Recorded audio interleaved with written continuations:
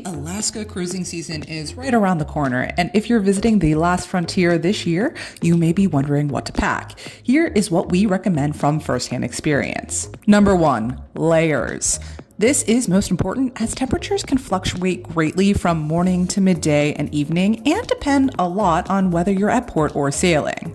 Next, definitely bring a waterproof overlayer. I had this 3-in-1 ski jacket, which worked fantastic. This goes for shoes too, comfortable and waterproof. It can get quite rainy in Alaska, so you'll want to be prepared. A hat, gloves, and warm socks will do you well on deck and on excursions.